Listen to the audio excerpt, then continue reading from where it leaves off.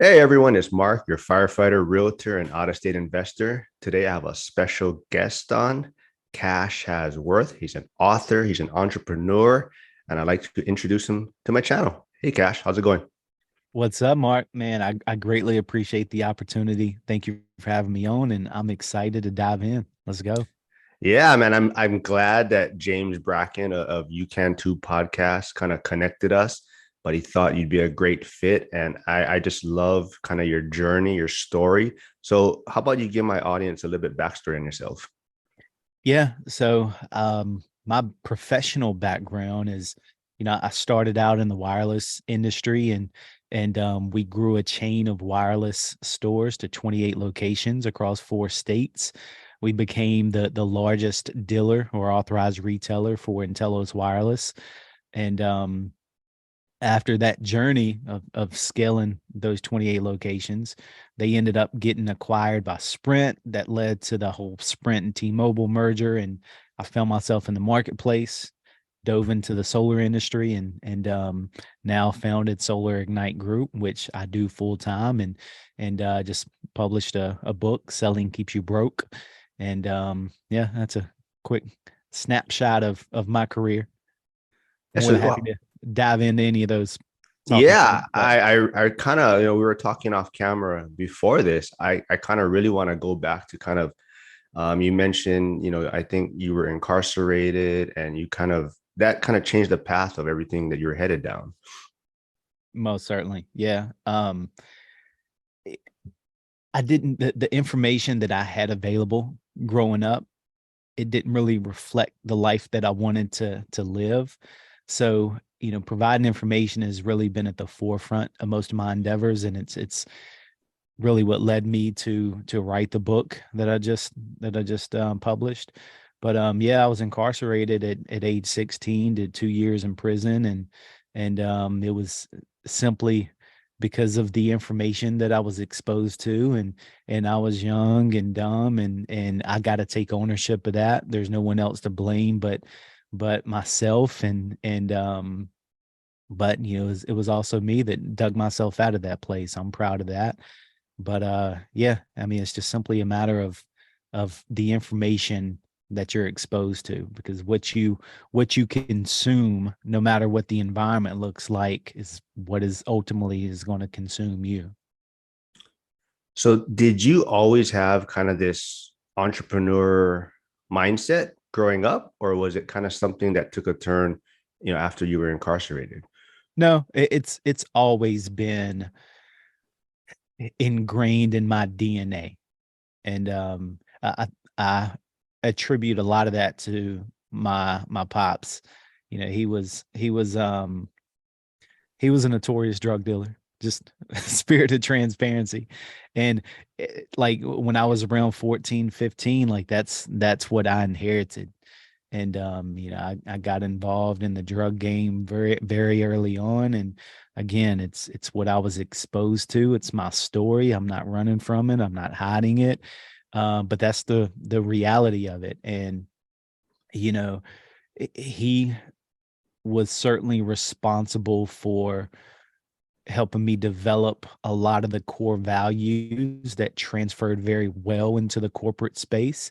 But at the time, living through it, even though I had, a great sense of relentlessness and um, strong core values, I still felt like there were pieces missing, and I just didn't know how to find the missing pieces, and I didn't know how to bring them all together to, you know, create a masterpiece and live the life that I really wanted to live, because I felt, kind of confined to the environment that I was in.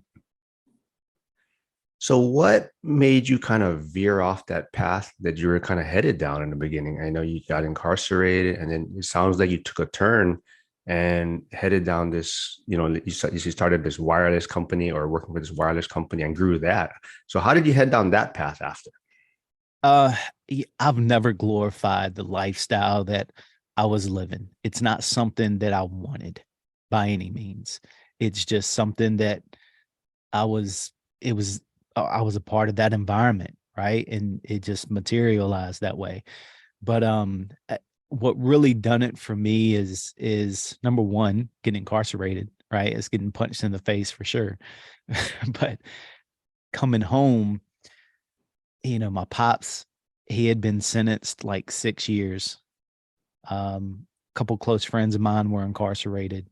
I had another brother of mine, or close friend, I call him a brother, that he had gotten into the service and was stationed over in Germany. And um, shortly after that, he ended up passing away.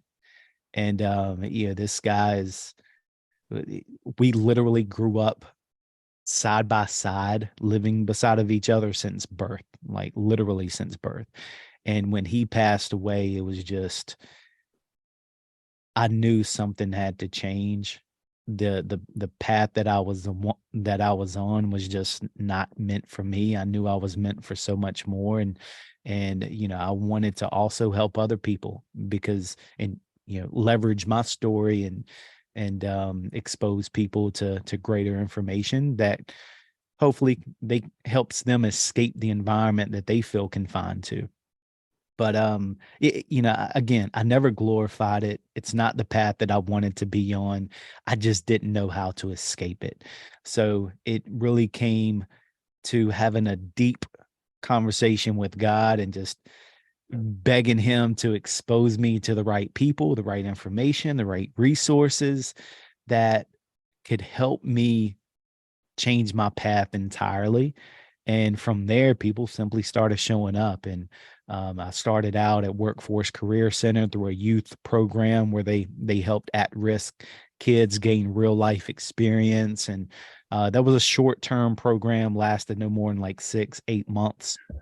And then I came across this opportunity in the wireless industry. There was a guy, one of my favorite mentors, a brother of mine as well, Daryl Turner, and he had just started out this franchise for Intellos Wireless, and at the time he only had, I forget, it was 3, 4 locations.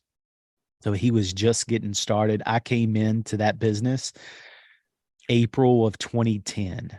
He had been in business since, I want to say, September of '09. So he had only been open a few months. And yeah, I started off as a part-time sales rep in this shabby little kiosk inside of this dying mall. But, it was, I had to take advantage of this opportunity because I was not going back to everything that I knew. So it was either I find a way or I make a way. There is no other option. So, I went all in on that opportunity. And, that led to me understanding that I have to master every single role on the way to the top, because obviously I didn't want to stay a part-time sales rep in a mall. And yeah, I started managing that location after, I was the top seller in the company for a while. And that led to another opportunity to manage 2 locations. And then we had an opportunity that was 3 hours away that no one volunteered to take on, because you had to work in a mall environment every single day for 11-hour days until you found the staff, you trained the staff, and you got them to a point to where they can sustain in your absence. So I took that opportunity on, and from there it was just simply a matter of replicating those same results. And I ultimately ascended to the VP of sales for that company and essentially ran the company for a solid 10 years. And we scaled it up to be the number one dealer for Intellos Wireless, where we had 28 locations and did roughly 1,000 or so activations, phone sales a month, the new activations. Man, that's an amazing journey that you were on. And I kind of want to know more about like the sales side of it. Like, how did you scale this company? How did you scale this business? Was it something, did you go to classes, mentorships, or like you said, was it just something in you that you had to succeed at this? Yeah, you just had to win. It was just having a fierce relentlessness that you got to find a way. I've always communicated really well, but I didn't. I had zero experience in any, corporate sales environment. So it was all new to me. But again, you got to find a way or you make a way. So what I did naturally, and I talk about this in my book, it's called the FAR framework, where you find, you adopt, you analyze, you adapt, and you refine. So essentially, you find people that are really good at what they do. You analyze them, you study their behaviors, their habits, right? Their best practices. You adopt those best practices. You kind of cherry pick and figure out which are the best practices. And then you continually refine that process. And I didn't have a cute label for it at the time. I just did it instinctively because I knew that, if I'm going to be successful here, this guy training me is a rock star. He was really good at what he did and very charismatic. He was not intimidated by, reaching out to anyone that was walking by the kiosk. And he just had a ton of charisma and strong sales ability. So I started to take notes and I wrote down his entire script. And every time I saw something that got someone's attention and made them stop in their tracks and talk to this guy, I just jotted it down. Every opportunity that I saw I could improve, I would just analyze it, right? And then adopt it. And when you go through that journey of continually doing that and coming across people that are better than you, you get really good really fast. But when it comes to scaling the company, I think it was simply a matter of being able to instill, number one, finding people that are better than you, right? Obviously, I'm not the most talented salesperson in the world, but I know how to identify it. So all of my experience and my success in sales is not because I just had this innate sales ability. It's because I've been recruiting and learning from top performing salespeople for my entire career. And when you start to cherry pick all those best practices, it kind of leads to the most elite version of yourself. So, number one, it's simply a matter of finding people that are better than you. Number two, you got to manage those people. So, I was really good at management. And I think to dive into that, obviously, there's so many pieces with this, but when it comes to leadership, it comes down to communication, clear, consistent, and honest communication. It comes down to consistent accountability, right? And I believe accountability is impartial. It's neutral. It shouldn't only happen when something bad is happening. It should be for the positives and the negatives. Hence the word consistency in your accountability. But you got to you have to replicate your leadership ability, right? And you just continue down that path of keeping the main thing. What we did really well, and is the reason why we were able to scale so aggressively, is because we didn't get caught up in 5-hour conference calls with our sales leaders and have them tied up in the back office for 8 hours a day. When you look at the corporate space in retail, that's what a lot of these corporate companies do, right? They got their sales leaders and their managers on conference calls day in and day out. They need to be in the trenches, continually coaching, continually training, continually optimizing their sales team to take them to their greatest potential. That is it. Keep the main thing. And that's what we did extremely well. It sounds like it's like a simple blueprint. And it like what you're saying is a lot of companies out there, they start kind of making things harder than it has to be. They start Most certainly. micromanaging. Yeah. So it sounds like that's your message and how you found success. You know, are you still with that wireless company? No, so in Telos, where we were an authorized retailer for Telos, they got acquired by Sprint. Now we went through that acquisition. I took the company through that acquisition, and all of our stores got a facelift, and we transitioned over to the Sprint brand. But shortly, I would less than 2 years into being a Sprint authorized retailer, they merged with T-Mobile. And at that point, it was we started exploring an exit strategy because we knew that if we were to go through that transition, one, we might not survive. And if we were to leave on their terms, we probably wouldn't have left with much. So the owner of the company started exploring an exit strategy and ultimately ended up selling the business. So that left me, my wife, in the marketplace. So that's I had a couple of buddies of mine that were doing extremely well in the solar industry, and they said they got a space for me, and I started working in the solar industry. And Ah, go ahead. no, go ahead. Go ahead.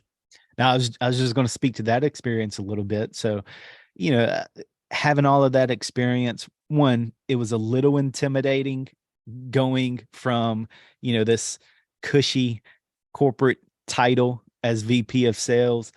But again, when that reset took place, I understood that, I got a family to feed, right? You got to find a way, you got to make a way. So taking on that opportunity, I saw that these guys were, you know, experiencing extraordinary success, and I knew the same was possible for me as long as you applied yourself and went all in. And yeah, that's exactly what I did. So for that company, that first full year, I think I started late late 2019, year 2020, 2021. I was their top rep out of like 16 states, 400 plus salespeople. I was their top guy. That company actually ended up going under, and then that's what led to me founding Solar Ignite Group.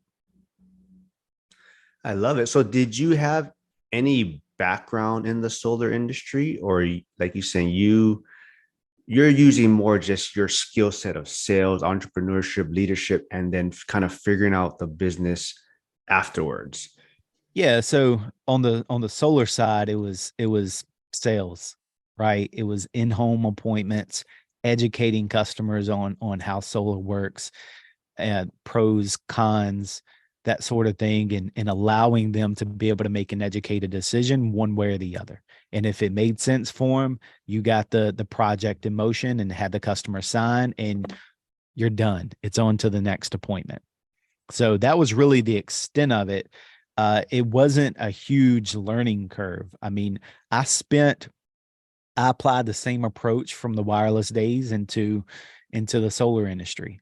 I took some of the most successful salespeople in the company, cherry picked what I liked in their sales pitch, took all the objections that they experienced in that space, wrote out clear answers based on what they how they would respond, and did my own research, of course, and just mapped that out. I spent a week, 2 weeks tops, studying my presentation, memorizing it, and that was really all it took.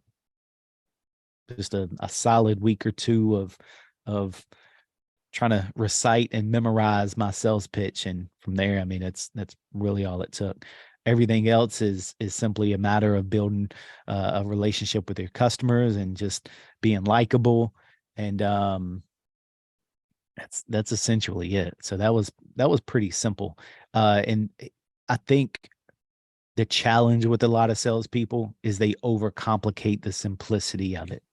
That's why the title of my book is what it's titled: Selling Keeps You Broke.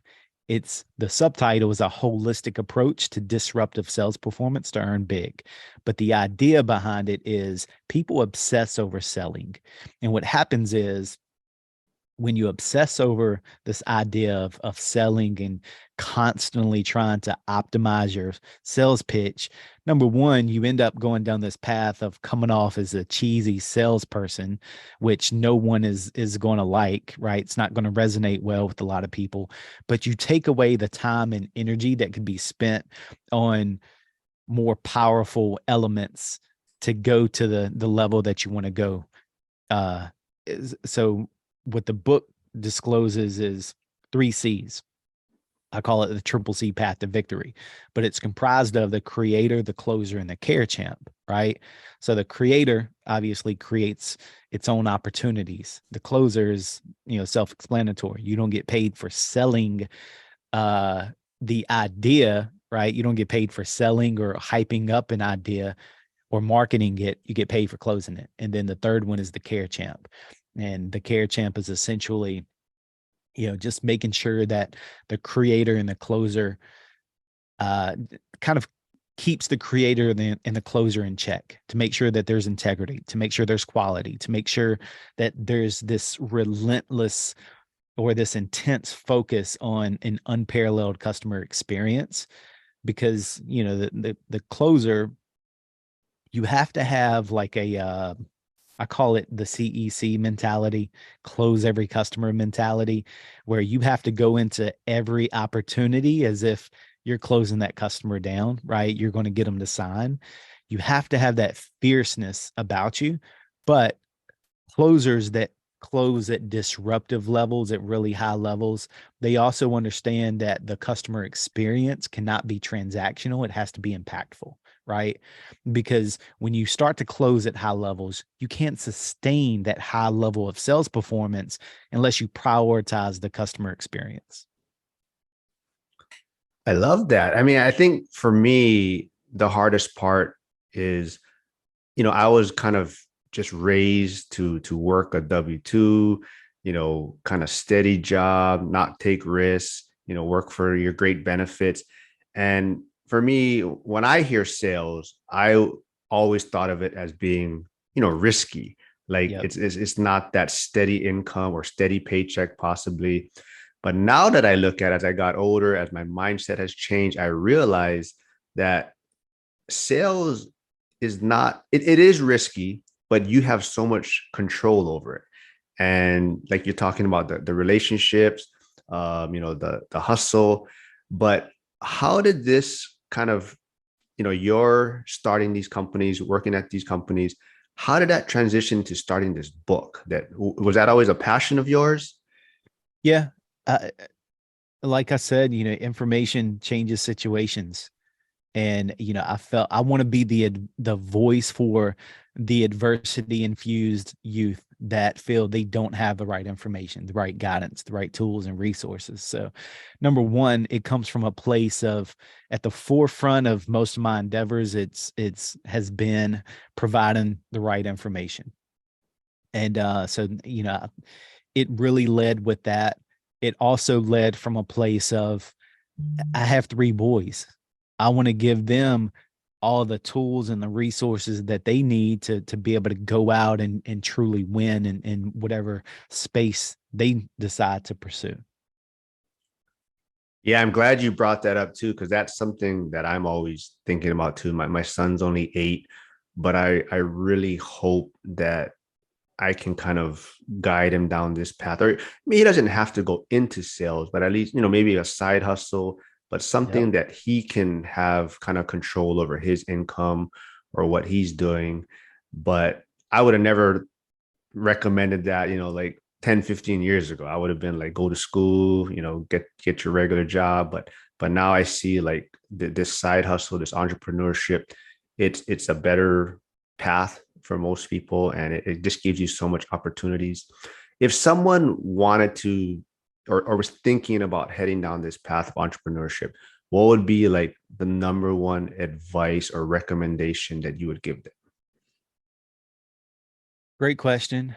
Number one, I know it sounds cliche, but find something that you're passionate about, number one, right? Because if you're not truly passionate about it, you're probably going to get bored with it and you end up abandoning it. And you don't adopt this same kind of mentality that, I've been reiterating throughout the podcast is you got to find a way or you got to make a way. You end up moving, deviating away from that if you're not truly passionate or excited about whatever endeavor you're looking to pursue. So, number one, make sure that there's some passion there about it. And number two, you got to go all in, right? When you take a look at the whole burn the ships story, I don't know if you've ever heard it or not, but it very similar to that same sentiment is, you gotta find a way, or you gotta make a way. Burn the ships. We're either going to take the island or we are going to die. There is no other option. Yeah. So, I think me growing up and even people, I think the hardest thing is looking stupid or, sounding cheesy or trying, like Yeah, you say, talking about closing these sales. Like, how do people get over that fear? great question. You have to wholeheartedly embrace rejection. When I first started in the wireless days, when I was working in a kiosk, one thing that my trainer did really well is he had no problem talking to any and everyone that passed by. For me, it didn't align with my personality. I'm more of an introvert. And but I also understood that if I'm going to be successful in this role, I'm just going to have to rip the band-aid off and make it happen. I didn't have anybody pushing me to do it. It's just something that I just kind of done naturally because I knew that I had to make this opportunity happen one way or the other. So you got to develop like this thick armadillo armored layer of skin when it comes to rejection, right? And one thing that I would incorporate in training to help develop this thirst for rejection. A lot of our locations in the wireless days were in a mall environment. So I would train the managers, hey, these new hires, they got to speak to 100 people a day for the first 2 weeks, right? And if they don't have, if they're not willing to get uncomfortable and experience that discomfort of just going out and embracing rejection, they may not be the right fit. And that's okay. They can, that just helps us accelerate getting them into a position that does align more with their personality and their level of comfort. But if we're going to have, if we're going to build the most successful sales team under this brand, then we're going to have to attract caliber of people that are hungry and are willing to step in that discomfort to get to where they want to go. So, you have to get so familiar with rejection. So what I call it, the 100-shot shakeup, where you got to speak to 100 people. And this doesn't have to necessarily apply to a mall and environment. It could be anywhere. It could be Walmart. It could be in any kind of festival or carnival or some sort of shopping plaza. Just go out and speak to people, right? Explain what you're selling. Make sure that you got it, whatever your product or service is, you can articulate it pretty well and you got your sales pitch down fairly well. But once you have that, go out, get started. Just simply show up. No matter how uncomfortable it is, you got to do it. Just do it. So that's my biggest piece of advice, because once you go through that for the first week, and then week 2 and week 3, it's like, you live to experience that rejection and you have a thirst for it. And then, you've moved so far away from that discomfort that it's a thing of the past. Yeah, I totally agree. I mean, it was just like me starting this whole YouTube channel and trying to build a social media brand. It's just like, yeah, you're gonna look like a fool. It's gonna be horrible in the beginning, but you just Yeah. gotta get started. And that's the funny thing. I tell people, you can, check out my channel, but don't watch maybe the first 15 or 20 videos because they're like horrible. But I'm having fun doing this, and I love meeting entrepreneurs like yourself, and it's a fun journey so far for me. I But love falling on my face. yeah, There's nothing more that gets me excited than falling on my face. Get uncomfortable. I just hosted a an event that I put together called ThriveCon, and it was a local community event where we had some local speakers, and the community would come out and just listen to the speakers. And it was everything from just general motivation content to real estate and financial literacy. And it was my first time speaking like from a stage, and I completely bombed a couple times. And I'd been, I wrote my entire speech down and had been trying to memorize it for the last 2 months, like verbatim. And I had it down prior to going up on stage, and you get up there and you just completely, completely bomb. It was a fairly good turnout on my part. The other speakers shattered everything that I'd done. They crushed it.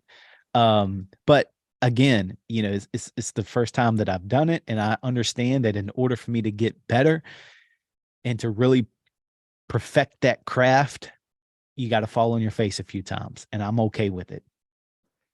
well, let's stay right there real quick. You kind of touched on it, but you have this Solar Ignite group. You wrote this book. What's next on the table for you? What's the next project you're working on? Yeah, great question. I tend to, and this is not very traditional, right? It probably goes against most advice that you hear.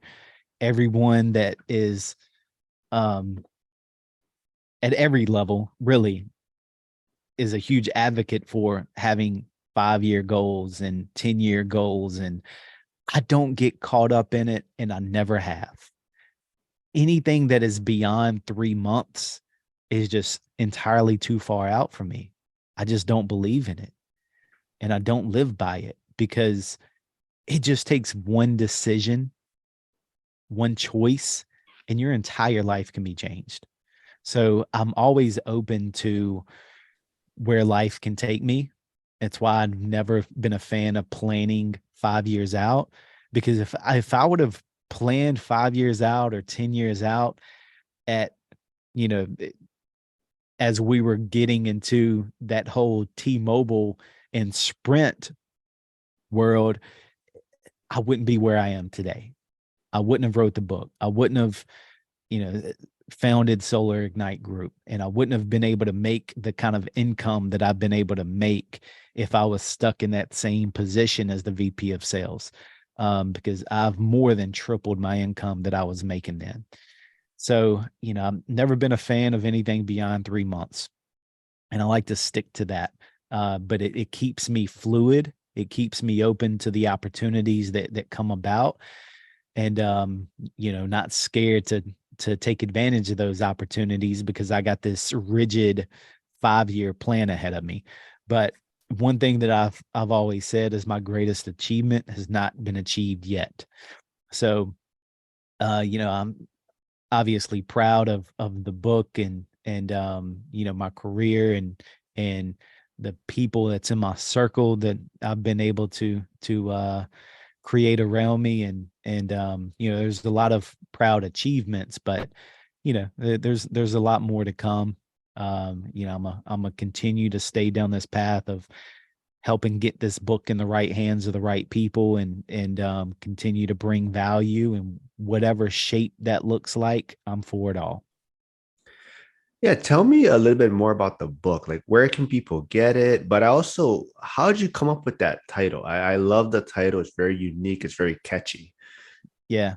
Well, that was the purpose. It was more of a clickbait kind of uh title, and I wanted to do that by design, just to create some excitement around the title. But I just sat down and started brainstorming, and I forget the original title of the book. It's in my notes somewhere, but I changed it last minute. It was like it came to me, that state where you're like half awake and you're half asleep, and you get all those genius ideas being downloaded, right? It came in that state, and I was like, that's it. I gotta do it. So Yeah, so I love it. I mean, so is it on Amazon yeah, or you can find the book on Amazon. It's on Barnes and Noble, Books a Million, Walmart, any major retailer. It's available. cool? Yeah. I also, was talking about title of the book and how it's super catchy, but I also want to kind of we talked about it off camera a little bit about your name, your last name. How'd you get that? How'd you come up with that, and where's that from? Yeah. So, I haven't really shared this with anyone. I get the question all the time is that your real name? And yes, it's my legal real name. I did change my last name. But it just stemmed from I had my previous last name, I had no connection to it. I was my mother, she was adopted by one of my grandmother's husbands, and naturally I inherited that name because she wasn't married. I don't know my biological father. And when I went to create my last name, at the time I had two boys. I have three now, but their names are Harlan and Skylan. So when I was mapping out, what I wanted the last name to be, I wanted to have something to where they can, have a name that they can be proud of, and kind of build our own legacy. And that HAS in Hasworth stands for Harlan and Skylan. So I got to come up with something else now because we got the third boy crew, and that doesn't work too well. So we'll have to figure that piece out. But that's where it initially came from. Maybe that can be the title for your next book. You can incorporate your third son's name That's into it. that. But yeah, besides your book, is there any other book that has kind of changed your mindset or has really helped you on this journey? Yeah, most certainly. I would say I'm not really big into books, which is a little unorthodox for an author. But yeah, I absorb a lot of my content just through videos and audio books. But there's only been one book that I've read front to back, and that was the 21 Irrefutable Laws of Leadership, John Maxwell. So insanely powerful book. Have you checked it out? I have By not. chance? Man, Now, explosive yeah, for not. leadership. But like you're saying, is it on audio? It is, right? Or Most certainly. Yeah. okay, yeah, that's probably the only way I'm gonna probably get to the entire thing. It's hard. I don't know how people do it. Sit down and read a like you're saying, read a book from front It's to just draining for me. I don't know what it is. Like I want to read. I have 1,000 books. I make yeah. my oldest son read. So we have so many books here at the house. I can't do it. I don't learn very well by reading. I gotta visually see it and I gotta hear it. That's how I absorb information and really learn. But yeah, I would say a lot of the foundational leadership principles are in that book, 21 Irrefutable Laws of Leadership. All right. Well, You got to check it out. yeah, it sounds amazing. I'm gonna definitely look for it. But before you go, I also want to give you a little opportunity for some selfless promotion time. And Sure. where can people find you? What's your social media? Where can people reach out to you? Yeah, you can find me everywhere at Kash Hasworth. Cash with a Kash. Last name Hasworth. Hasworth. On Instagram, Facebook, TikTok, everywhere. LinkedIn, Twitter. I love it. I'll put all the links below. And final question. And as you can see, all the superheroes, in the background, I like to ask, my guests, kind of, is there any superpower that you feel is helping you on this journey? Yeah, I would say just being relentless, not allowing anyone to put their limitations on you. And it's so common that people say, "Hey, that's not the way things are done. You shouldn't do it that way." And I've always had very lofty goals, right? I go for the biggest goals I can go for, and whatever happens, happens.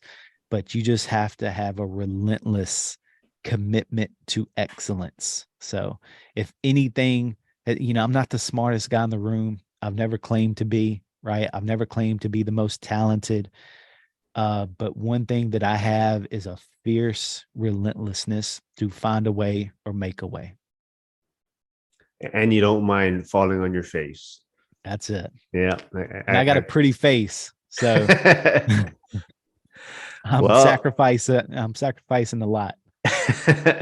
well, Cash, thanks for taking time. Thanks for coming on my channel. I love it. I'm glad we got to meet. Definitely going to check out those books. I'm going to check out your book, but I love it. But Yes, we're going to sir. talk again, but we'll have you on again when you're on your next project. Mark, it was a pleasure. Thank you, sir. All right. Thanks, Cash.